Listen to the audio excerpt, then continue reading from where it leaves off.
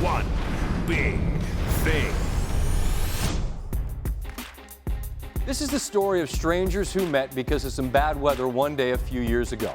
My wife and I were headed to attend Tim Tebow's charity event in Jacksonville. Bad weather had canceled our flight, and I had a very important duty that evening.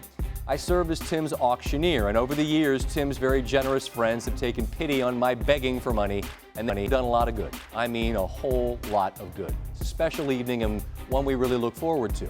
We were going to miss it because of the bad weather, so Tim's folks started scrambling and managed to get a plane that could get us to Jacksonville in time for the evening's festivities.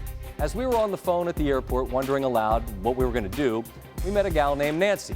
She was in the same boat as we were, on the same flight. She had a very important function that night as well. She was supposed to be the MC of her friend's surprise 60th birthday party in Sea Island, Georgia. She was going to miss it, just like we were, if not for this plane Tim Tebow's folks had arranged for her. She wasn't asking, but was hoping maybe we might have room, and it's a tough spot, right? Hey, can I hop on your plane, person who I don't know in the airport? My wife and I were more than happy to have her tag along. What I remember about the flight was that she was lovely. We talked a lot about life and how crazy travel was, but how much we loved doing it, about our lives and kids naturally. She was charming and she was funny, and when our relatively short flight ended, we went our separate ways off to our respective functions and lives. Tim's friends helped us raise over $1 million that night for his foundation, and that's how our part of the story ended. I found out recently a bit more about how Nancy's night went, how our brief time together became quite a story at that birthday weekend, and I learned that from her friend Janice, that throughout her life, Nancy has, quote, brought humor, kindness, hope, and friendship to so many people. She's a mother, a sister, an entrepreneur, an artist, a skier, and a Duke fan. Janice said, please don't hold that against her. She's been a best friend to each member of the loyal group of college friends, is what Janice told me.